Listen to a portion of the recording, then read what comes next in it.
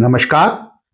सदियों पूर्व हमारी भारतीय चिकित्सा पद्धति आयुर्वेद की चरक संहिता में कहा गया था, अजीर्ण दोष संघातम रोगाणाम कारणम महत्। यानी अजीर्ण या अपाचन का जो रोग होता है वो अनेकों रोगों का कारण बनता है, शारीरिक और मानसिक। आज मॉडर्न मेडिकल साइंस बात करती है लीकी गट सिंड्रोम की। मॉडर्न मेडिकल साइंस बात करती है गट ब्रेन एक्सिस की। लेकिन ये जो प्रक्रिया है, ये जो टर्म्स हैं, ये हमारे आयुर्वेद चिकित्सा पद्धति में और हमारे भारतीय संस्कृति में सदियों से मिले जुले हैं। मैं हूं डॉक्टर मानिक कुमार सक्सेना और आज इन्हीं पहलुओं पर आपसे बात करूंगा प्रोबायोटिक्स के विषय में, बात करूंगा प्रीबायोटिक्स के विषय में, बात करूंगा आजकल के एक सुपर फूड कांजी के विषय में। हालांकि ये आजकल का जो सुपर फूड है, हम सब ने बचपन में अपनी नाना नानी दादा दादी के घरों में खूब खाया होगा, लेकिन अब इसको नए तरीके से मार्केट किया जा रहा है। तो प्रोबायोटिक के विषय में साथियों पहले बात करते हैं। डब्ल्यूएचओ कहता है कि प्रोबायोटिक ऐसे बैक्टीरिया हैं जो हमारी आंतों में मौजूद रहते हैं और हमारी आंतों में मौजूदगी उनकी ये सुनिश्चित करती है कि हमारी आंतें स्वस्थ रहें और जिसके वजह से हमको बहुत सारे रोगों से होने से हम बच सकें। जो भारतीयों की आंतों में आमतौर पे प्रोबायोटिक बैक्टीरिया पाए जाते हैं, उसमें होते हैं लैक्टोबैसिलस, उसमें होते हैं बाइफिडोबैक्टीरियम, उसमें होते हैं फिसेली बैक्टीरियम, उसमें होते हैं प्रेवियोटोला, उसमें होते हैं र्यूमिनोकोकस। ये आमतौर पे 5 या 6 किस्म के बैक्टीरिया हमारी आंतों में प्रोबायोटिक के तौर पे पाए जाते हैं। अब अगला सवाल, प्रीबायोटिक क्या होते हैं? प्रीबायोटिक ऐसे खाद्य पदार्थ होते हैं जो इन प्रोबायोटिक यानी बैक्टीरिया के हेल्थ को बढ़ाते हैं।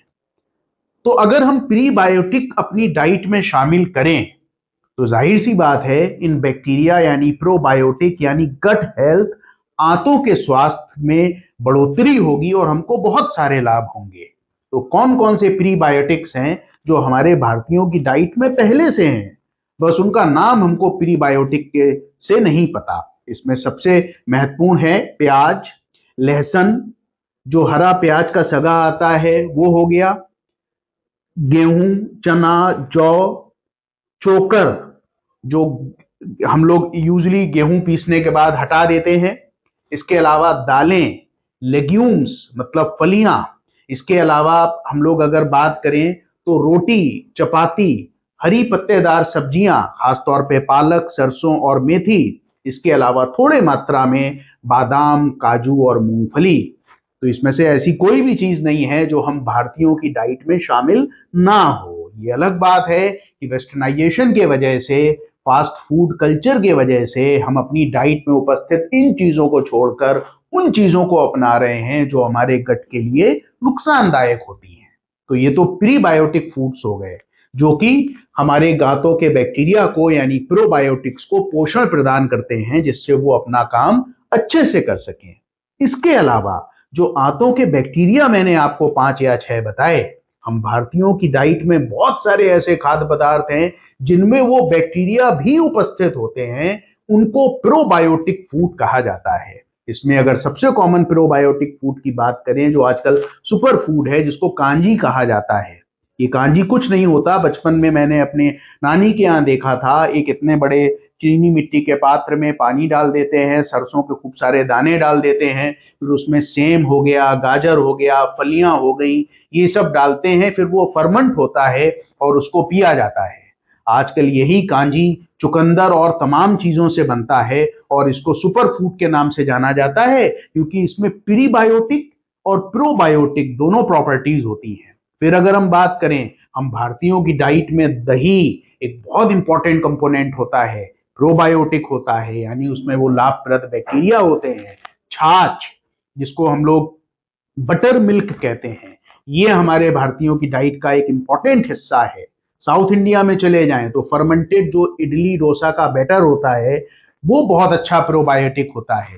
गुजरात के तरफ चले जाएं तो ढोकला और जो खमण होता है वो फर्मेंटेड फूड होता है, उसमें प्रोबायोटिक होते हैं। उड़ीसा में चले जाएं तो लोग रात के वक्त चावल को भिगो के रख देते हैं, सवेरे खाते हैं। इसको पांता भात या पखाला भात कहा जाता है। तो ये सारे प्रोबायोटिक फूड होते हैं जो ऑलरेडी हम भारतीयों की डाइट में उपस्थित हैं। अब अगला सवाल आता है, आखिर ये हमारे शरीर में लाभ क्या करते हैं? तो एक मोटे तौर पे बात करें, जो लीकी गट सिंड्रोम जिसपे इस समय दुनिया में काफी काम हो रहा है, अगर ये प्रोबैक्टीरिया हमारे डाइट में मौजूद हैं, प्रोबायोटिक हमारे डाइट में और आंतों में मौजूद हैं, तो इम्यून सिस्टम से रिलेटेड 70% डिजीजेस के बढ़ने का खतरा कम हो जाता है। जैसे विटिलाइगो हो गया, जैसे खुजली की बीमारी हो गई, जैसे एलर्जिक एस्थमा हो गया, जैसे आंतों से जुड़ी बीमारी हो गई, जैसे बहुत सारी ऐसी बीमारी, अल्सरेटिव कोलाइटिस, ऐसी बीमारियां जिसमें हमारा इम्यून सिस्टम हमारे ही बॉडी को नष्ट करने लगता है। कई किस्म की आर्थराइटिस हो गई। फिर अगर हम लोग बात करें, एक इंपॉर्टेंट चीज आती है जिसको आजकल हम नाम देते हैं गट ब्रेन एक्सेस। तो बहुत सारे मेंटल डिजीजेस जैसे एंजाइटी, डिप्रेशन से बचाने का काम ये प्रोबायोटिक्स करते हैं। फिर अगर हम बात करें तो इनके अंदर एंटी ओबेसिटी प्रॉपर्टी होती है, ओबेसिटी को कम करते हैं। फिर अगर हम लोग बात करें तो ये इंसुलिन रेजिस्टेंस को कम करते हैं, डायबिटीज को कम करते हैं। फिर अगर हम लोग बात करें तो ये पेट में ब्लोटिंग, पेट फूलना इत्यादि को बचाते हैं। फिर अगर हम लोग बात करें तो अगर हम एंटीबायोटिक का सेवन कर रहे हैं तो एंटीबायोटिक आंतों के अच्छे बैक्टीरिया को मारती हैं, तो उस इफेक्ट से हमारे ये अच्छे बैक्टीरिया सुरक्षित रहते हैं अगर हम डाइट में इन चीजों को लें। और एक और जो महत्वपूर्ण चीज है इन प्रोबायोटिक के साथ, कि इन सब चीजों को लेने से हमारा ओवरऑल जो एक पर्सोना है, फिजिकल और मेंटल, वो बहुत अच्छा रहता है।